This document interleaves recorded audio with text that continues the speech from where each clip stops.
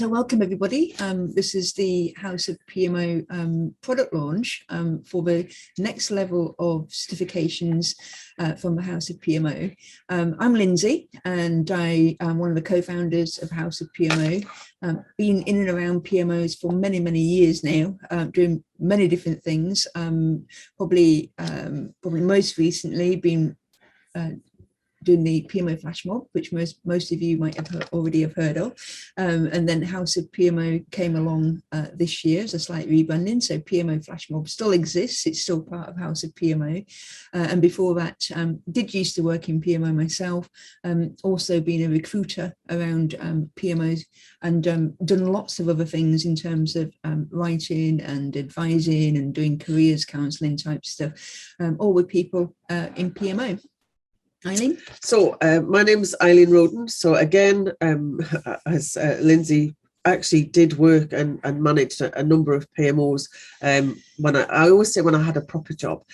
Not that this isn't a proper job, it's just very different. Now working with lots of other PMOs and helping them be successful in their roles. So I am one of the lead authors of the Competency Framework that is the basis for a lot of these certifications, and also the lead author for B3O Best Management Practice. So those of you who sat your P3O exam, you'll have kind of waded through some of my words. And I've been working, well, Lindsay and I have known each other now over 20 years. And we've been kind of working together more closely over the last kind of 6 to 7 years with Flash Mob and then the conference and PMO Learning and now House of PMO. So this has been, it's been growing as a bubbling idea of ours for a long time. And it's really nice to kind of start to see it come to fruition and seeing people benefit from some of the kind of the work that's been done across the industry that we've managed to pull together with the help of lots of other people, we have to say. Yes. So today we will be going through just a little bit about House of PMO and the Competency Framework, which hopefully you have come across. If not, we'll just give you a quick overview because of how that relates to the certification. We will then obviously go into the certification itself, which is the essentials for PMO Analysts, and talk about the content that is in that training course, and just a little bit about how you can take that course, really looking at the people that provide it, that kind of thing. Yeah, so if that all sounds good, and as we said, any questions you can drop it into Q&A or you can drop it into chat, and we'll pick it up as we go along. Okay, so the House of PMO, as Eileen said, is something that has been bubbling and brewing for a while. It's certainly something that we've always wanted to do, and was a natural progression on from doing things where we were doing with Flash Mob, which was bringing people together that work in PMO, just essentially just to chat about the challenges that they have and to connect with each other. So we wanted to create a place, and I think for us it was always this idea of a house and about home, a place where people can get together, both physically in person, which we certainly will be doing from September onwards, but also a place where people can share content and learn and find out what others are doing. So it's in order to be able to, I suppose one of the things that kind of stopped us from being able to do that with Flash Mob was this idea that, it's a ludicrous name, we know that. and when you start to do anything that was considered to be quite proper and more professional, which is why when the PMO Competency Framework came along, it's a project we've been running for about 3 years with PMO Flash Mob volunteers, and it was when that was launched that actually now is the time where we want this to be taken seriously. It's a great text, it's been really well received, and what next, what do we do?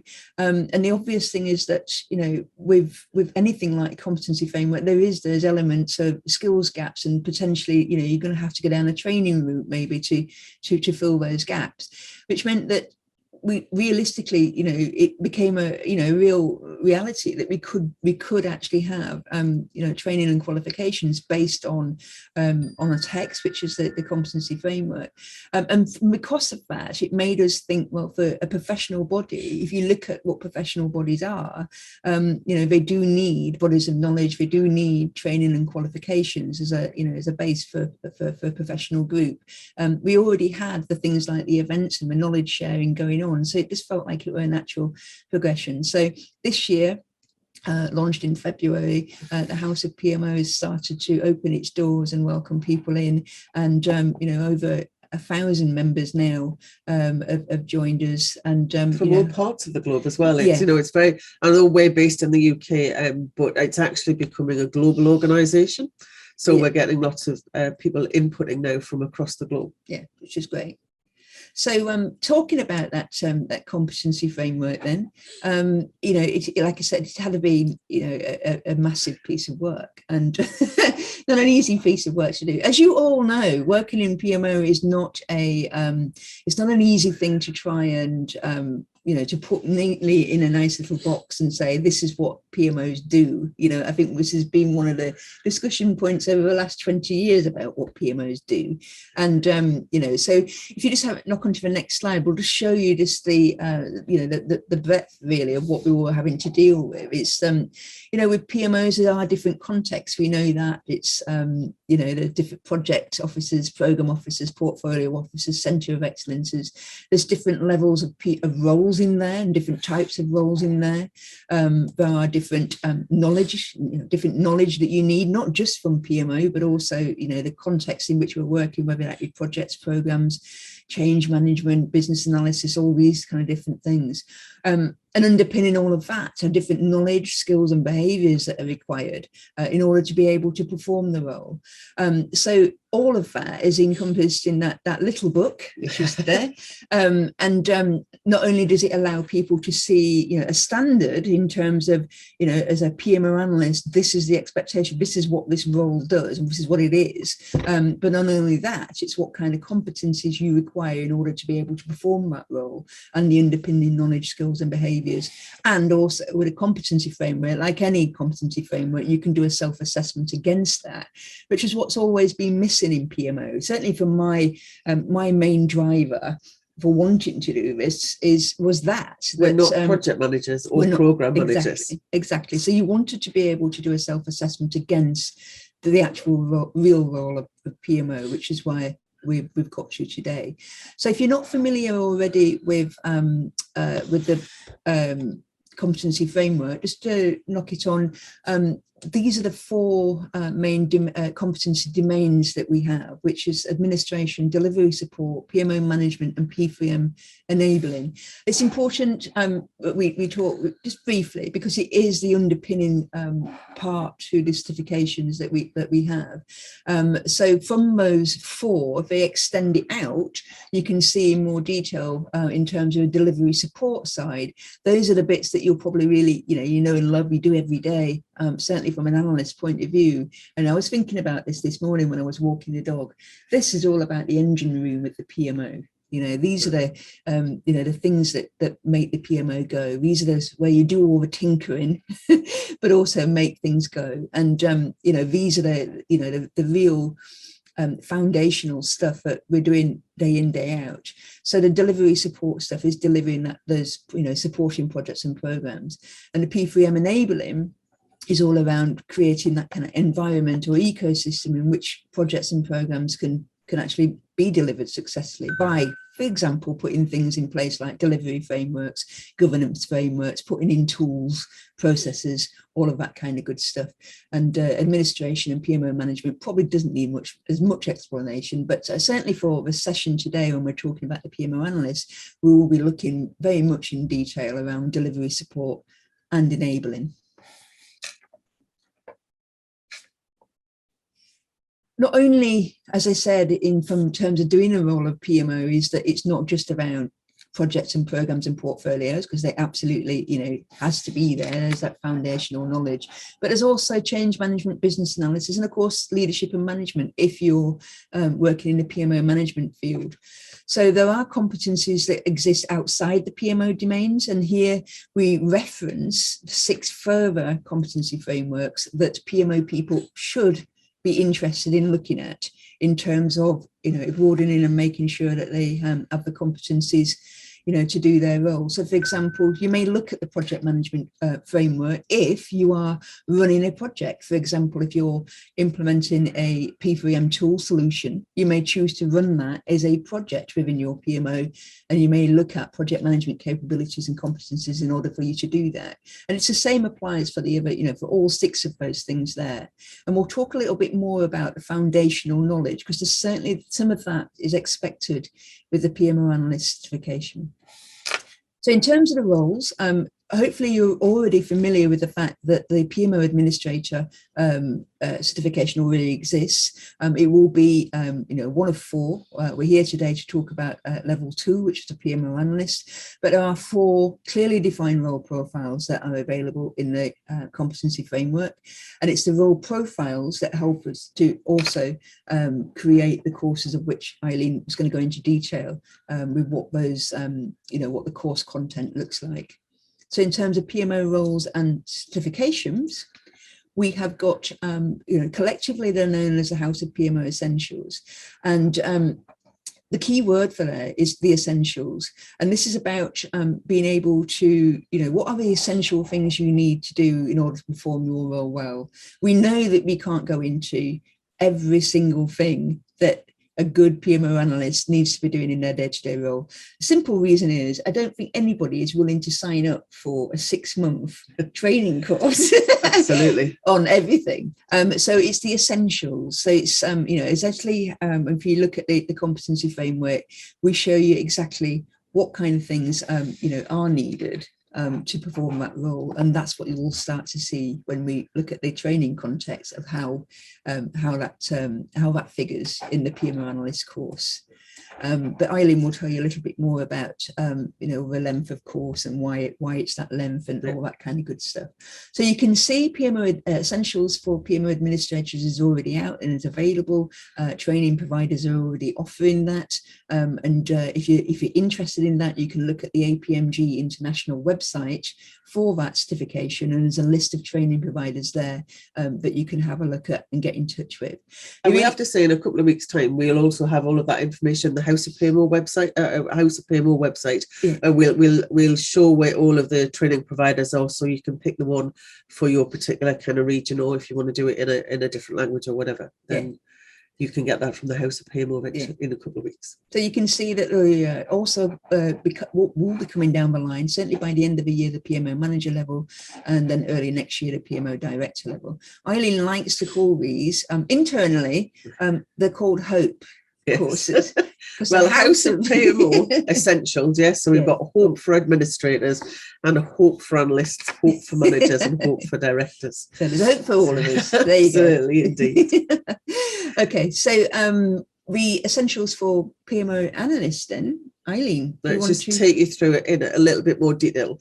So the whole idea, as Lindsay mentioned, this concept of the essentials is, what do we really need to be comfortable with to be able to go and confidently apply for a role as a PMO analyst and say, look, I've got the right level of competence to be able to do that. Or if you've just been moved into that role and you just want to make sure you've got everything, all of that kind of broad base to kick off your role as an analyst, then this is where we're about.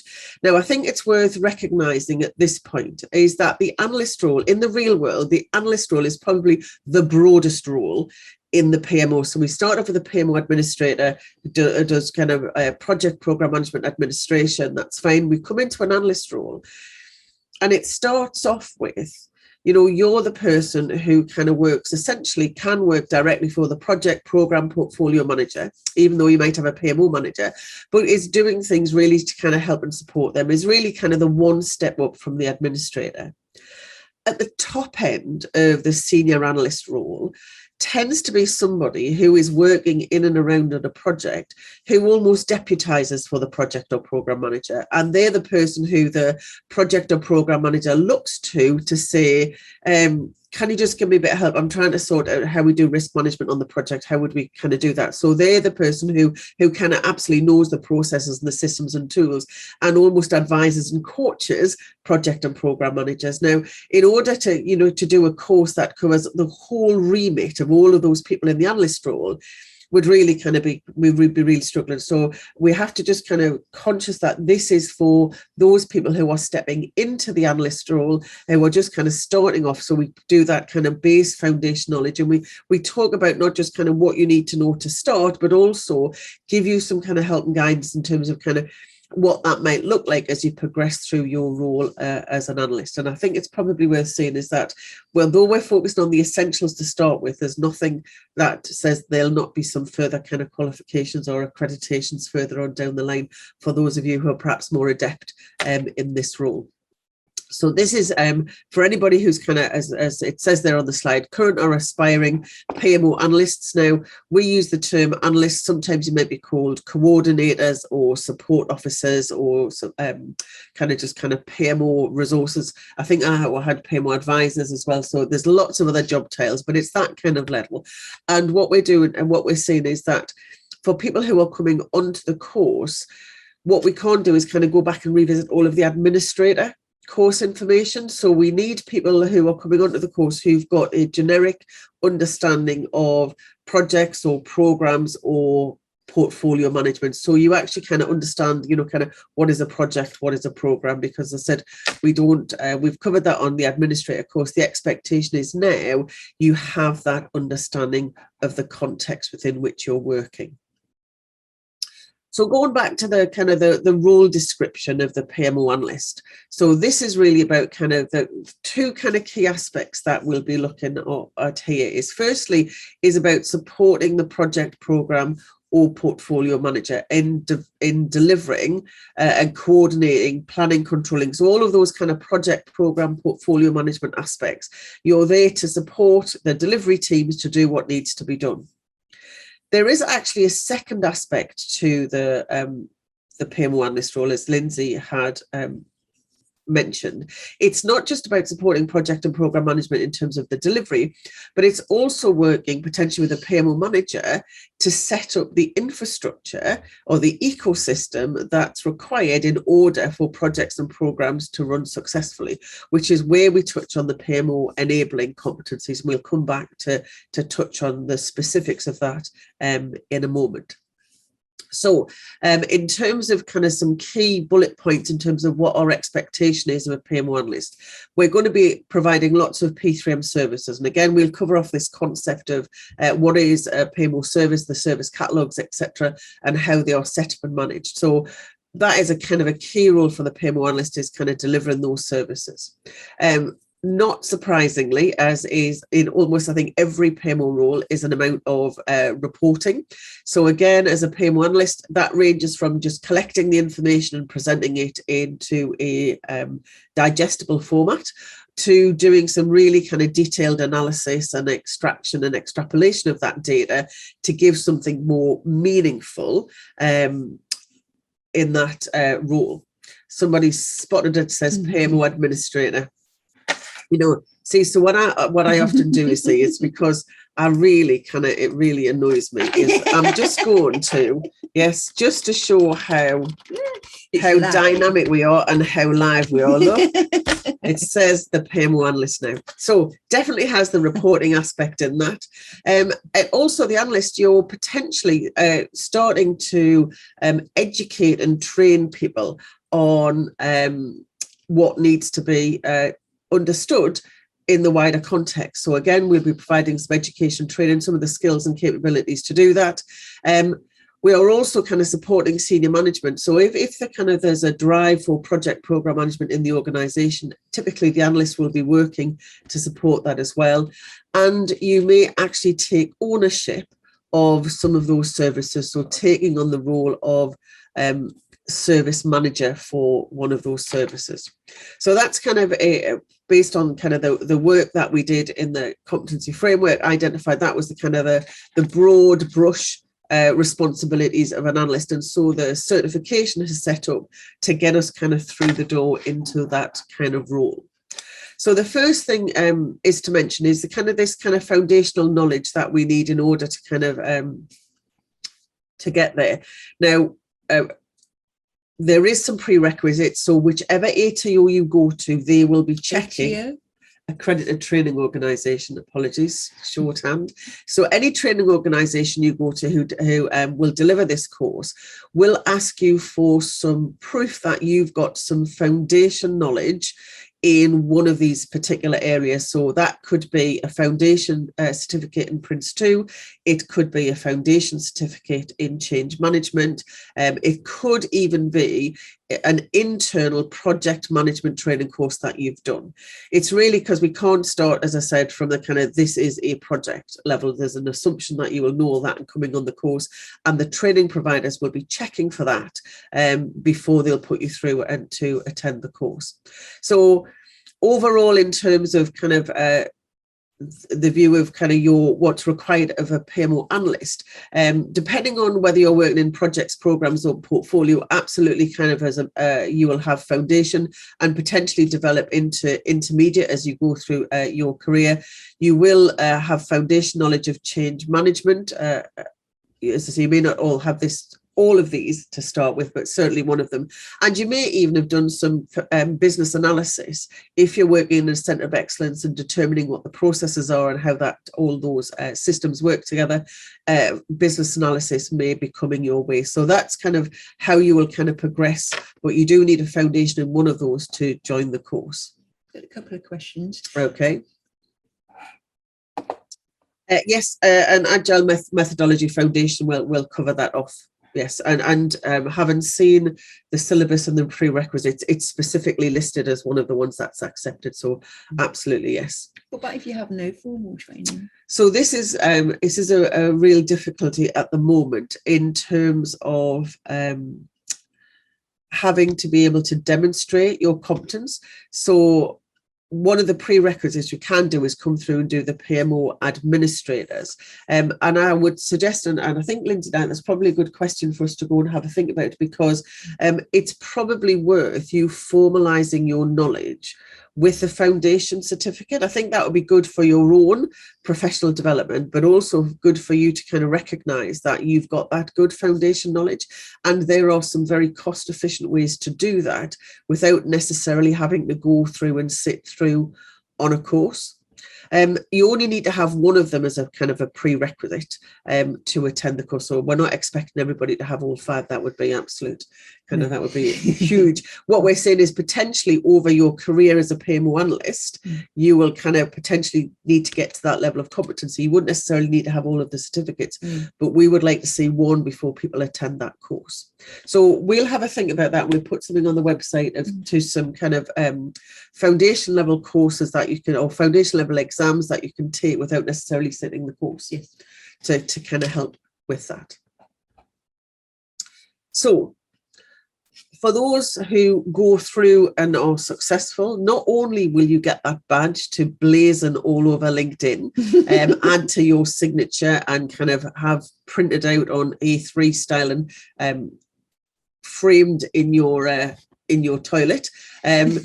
What it demonstrates that you have got the essential knowledge and understanding to undertake the role of a PMO analyst. Now, one of the things that's starting to happen is this is starting to get industry recognition. So if you're going for a role, then people will start to recognize this certification as something that's kind of worth having and know that it kind of means that you can do a level of the role that's required for the PMO analyst.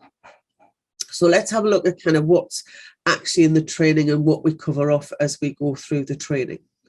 Now, we're still using the same 3 core texts as we used for the administrator. One of the things we say is you do not have to have the textbooks in order to sit the course or do the course. The course materials, the vanilla course materials that have been provided to the training providers is sufficient. We're hoping you'll have at least one of them, the Competency Framework anyway, in there. And the PMO Service Catalog, all of the information you need from that is in the course materials. And I think it's worth probably mentioning at this point, this lovely little addendum that we've created. So we've been talking to Stuart, who's been the author of the PMO Service Catalog, and recognising that he did a sterling job in creating the 400 pages that currently exist within that service catalogue. However, it's not complete because there's probably near 1,000 services that the PMOs provide. And so what we're doing on the House of PMO website is creating additional services that may be, that will potentially kind of become part of that service catalogue. And we've also added a bit more information on the whole kind of concept of service catalogues and services and the roles that have been provided, or the roles that are associated with PMO service management. So you'll find that all on the PMO website sometime soon. It's already there. So if you want to go and have a look at it, if you can just go over to House of PMO and look under the Qualifications tab, you'll see the service catalogue addendum under the core text, if you want to have a read, and there's a couple of services there as well. Bayek, you've been working with them, telling me. So that's all live. And the Praxis Framework is all available online. So you don't actually, there is a textbook, but it's only a very subset of what's actually available. It is all available online. So those are still the three, the same texts. Some training providers are providing the course books. And I have to say, to buy all of those course books is still less than, I think, a Prince 2 manual. So in terms of, so it is what cost value, and it does bulk your bookcase, let me tell you. So those are the three core texts. We would just pick out what's relevant for the analyst. So again, what we're trying to do in terms of sorting out what's required, we will have the candidate who does the course. We're going to cover through the P3M and P3O PMO context. So we will spend some time and effort looking at projects, programs and portfolios in terms of what that, not necessarily in terms of their meaning, but what that means in terms of each of the different competencies that we go through. We look at each of the four roles and how they work together. And then we'll spend, as we did with the administrator course, we'll go through those competencies that are particularly pertinent to the PMO analyst. So we'll go to the next slide. So the syllabus splits into 5 different areas. So we cover off context, which is really about service management in the analyst course. We cover off, and we have a small amount of time talking about the roles. We'll talk about P3M administration. Delivery support obviously takes a while, and P3M enabling. So I'm not sure whether we've actually mentioned how long the course is yet. No. I thought you were going to leave that wonderful length. No, we may as well talk about it now. It is a 5-day course for the analyst. The topic area is so broad. So as Lindsay said, we could have quite happily done a 6-month course to cover off everything in a huge amount of detail, but to do the essentials, it's a 5-day course. So typically Monday to Friday, depending where you are in the world, there will be training providers who do that face-to-face as they're starting to come back, but there will also be virtual courses being delivered, but it's a 5-day course with the examination being set as well.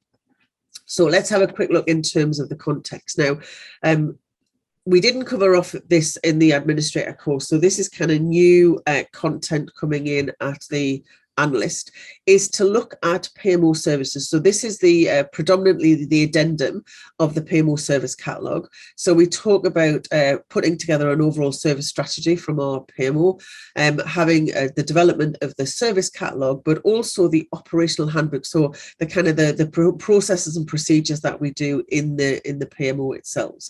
And then we'll also talk about the life cycle of a service. So what happens in terms of when we set them up, what happens when we run, and then when we close and kind of shut down some of those services. So that's where the context sits. So in the administrator, for those of you who who've done or looking at the administrator, we talk about projects, programs and portfolios.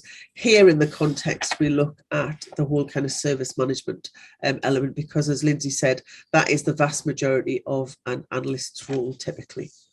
So we look at the four different roles and how they work together. We'll talk specifically about the competency makeup for the PMO analyst. And I think a couple of things which will be reiterated as we go through the course is, yes, the knowledge and skills, but also the behaviours. And Lindsay and I have talked about this ad nauseum before, is that there's a really big difference between somebody who has the skills and knowledge and is capable of doing the job, and the people who then also use those skills and knowledge with the right behaviours to be really effective in undertaking that role. So we did in the competency framework spend a good amount of time looking at kind of the importance of the behaviours and articulating them in the competency framework. We do touch on administration, because typically those of you who are moving into a newly into an analyst role will still have to do some project or program administration. We don't necessarily expect it to be a large part of your role, but we do need to touch on it. And certainly from a competence level, we would expect you to be at an intermediate level of administration. So this is where the bulk of the course is in terms of delivery support. So we've listed all of the different areas there, and I've lost count of how many there is. I think there's 13 there, if you're doing the counting. I think there's about 13 there 15 delivery support competences. Now, what we talk about when we talk about each of these competences, we have to give a bit of a flavour. So when we talk about benefits and value management, we will actually introduce the subject of benefits and value management. We'll talk about benefits profiles and the benefits life cycle. So we'll give you a touch of benefits and value management, obviously not as much as a kind of if you went on a benefits management course, but certainly for you to understand and for us to be able to say, well, actually, this is how the role of the PMO fits within this particular area of project management. So these are some key terms that you will use, and we've been quite broad in the terms that we use, so we've not stuck to a particular methodology. So there'll be terms from potentially Prince 2 or MSP, or there might be terms from the benefits management certification or better business cases. So we just talk about what some of the kind of key terms are, what the key artifacts are in terms of kind of documents and forms that or templates that perhaps are used within that particular area. And then we talk specifically in terms of, as a PMO analyst, what is it that I will do in this particular area? What things must I be able to kind of understand and recognize? How will I use what skills are going to be appropriate when I'm working this particular area? And as I've already mentioned, what behaviors are really going to be important for me to be able to demonstrate to be effective in these particular areas. And that really is the kind of an awful lot. And I have to say, when we were pulling the materials together for the course, there is a lot of stuff to cover over in 5 days. So we've tried to kind of group that up into kind of areas that kind of sit together. So things like the benefits and the business case and the finance area will be done together. The reporting, the information management, the knowledge management, etc., will be done together. So we've tried to kind of group that, so to allow the training providers to kind of make a bit more of a story around each of those kind of different areas. But we will cover off all of those kind of 15 areas. And I will say now, there will be questions on all of the different competences in the exam. Wow. I know, because we've been writing exam questions forever. Yes. Okay. And then the final bit, and we don't cover off all of the enabling competencies. The two we miss off are competency development and capability management. So, but we do pick up the things where typically, if you're an analyst and you're doing some centre of excellence activity and you're starting to assist in the setup of the ecosystem of how projects are being delivered in your organisation. So we do talk a bit about the delivery methods. And again, we're not particularly waterfall or Agile, that would be the other word, or any particular methodology, but generically some things that we probably need to understand if we're putting a delivery method in for our organization. Again, governance frameworks and how they need to be set up, assurance, which is a kind of a key part of our role, and P3M tools. Now, I have to say here, we're not going to be sitting on the course, and the training providers will not be saying you should be buying this tool or you should be buying that tool. We'll also not be given training. It will not be logging on to things like Power BI or MSP to try and teach you how to use any of those tools. It's really about talking about how you might roll those out and how you might support project and program managers generically in the use of tools. So that's where we go in the P3M enabling. And as I said, the idea is that as you progress through your analyst career, that you will eventually get to advanced in P3M administration, you'd get to intermediate around delivery support, and you would also get intermediate into the P3M enabling, apart from the capability and capacity, which we see that more as a kind of a PMO manager role. So it doesn't mean you won't do any of it, because you may well do, but from a generic role description, that would be the expectation of a competent PMO analyst. Yeah. So you've heard about the content. I'd just love to get your initial thoughts about, is this hitting the spot for you? Me, certainly, when I think back to where I was in my earlier career, and the reason why we've been driven to do this is that there was never anything that I could go on. I get sure I could do a Prince 2 course or or an MSP course, or just some generic project management training, but it never went into detail about, well, what am I supposed to do then? I know what a project manager does now, thanks very much, but what about me? So that was the main driver behind it. So I'm just hoping, if you've got any initial thoughts, is it hitting the spot, or is there something else that you were probably expecting to see that wasn't there? Anything that you want to drop into chat, you can do. We've had a question about, is training included in the corporate membership? So for people that are corporate members of House of PMO, the training is a separate thing. It's done by different accredited training organisations, some of which may give a discount. It may give a discount, yeah, for sure. But no, it's not included as a as a piece of training you could do. Yeah. All these courses are not available to do self-paced online. They're only available through accredited training organisations that may or may not choose to deliver those virtually or in the classroom. Again, we're just going to talk briefly now about ATOs. I was going to say, I think it's worth saying as Lindsay goes in to talk about the accredited training organisations. From a House of PMO perspective, we've set these qualifications up, we've written the vanilla course materials, and we've set the exam. Now it's up to individual training providers to actually run the training courses. So House of PMO itself won't be running training courses. We've just set them up as a kind of a standard for other training organisations to do. And one of the reasons we've done that, and I think it's important that we kind of say that, is because we could have done that. We could have kind of set that up as a piece of training you can only get from us.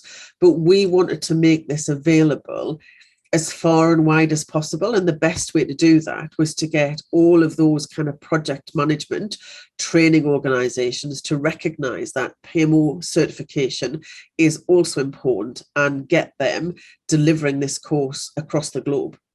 So this is why, as I say, we don't deliver the training from House of PMO. It's the kind of the individual training providers that Lindsay's now going to talk through.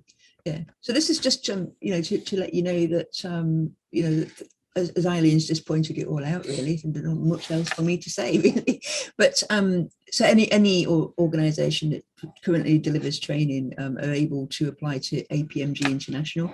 Some of you may or may not know them already, but they've been around for many, many years. They do the Agile PM qualification, the change management ones, better business cases. They do the planning and controls one. They do a lot of project management related training. And so essentially you'll be able to go and have a look at their website and have a look at who's delivering these particular courses.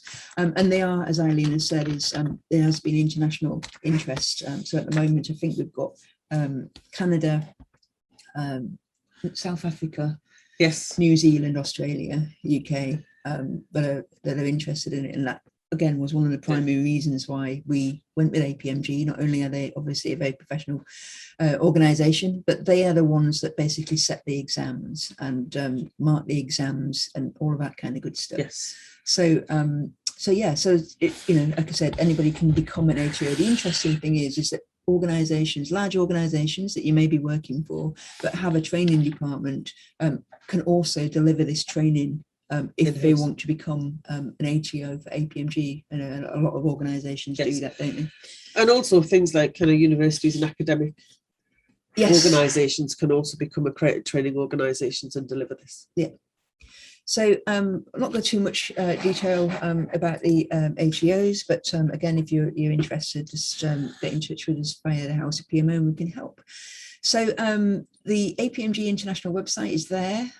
This is the new brochure that's available. Where we are in terms of timelines, so today we're launching it just to you, House of PMO members, and it gets launched officially tomorrow to ATOs, which means that from that date onwards they can start to offer the course. Sometimes takes a little while because obviously the trainers have got to do the course and sit the exam and pass it. Absolutely. With a higher mark. With a higher mark, yes, indeed. Make sure that they're qualified to train you. But we do have some more information on our website, and I'm going to drop that link into a chat. And while I do that, Eileen, any further words from you? No, I think hopefully we should start seeing the first courses to be delivered in October. So by the time the training providers get signed up, they've got their training materials ready. So certainly I would expect to see some schedules being released in the next couple of weeks. And so you should be able to kind of sign up and get some more information specifically for the training provider that you choose. Interesting, a question of the cost. That will be down to the individual training providers. As the House of PMO, we set the price for the exam. Obviously, the textbooks have got a price if the training provider decides to do them, but the price is then down to the training provider to give. But I would suspect it will be in line with other 5-day project management courses. I can't imagine it's going to be hugely cheaper or hugely more expensive than that. Yeah, absolutely. Okay, so the session that we've just done is being recorded, and we will get that up on the House of PMO website so you can share that with any of your colleagues, or even more importantly, the L&D department, Learning and Development department. You really need to know about it. But if there is anything that you need from us in order to be able to make the case for upskilling your PMO using House of PMO standards, please do get in touch, and you can drop us a line through the website at any time. So thank you very much. Just watching it go now. Yes. Yeah. So lovely. Thank you very much for joining us this afternoon, and take care. We'll see you soon. Thank you. Thanks. Bye-bye.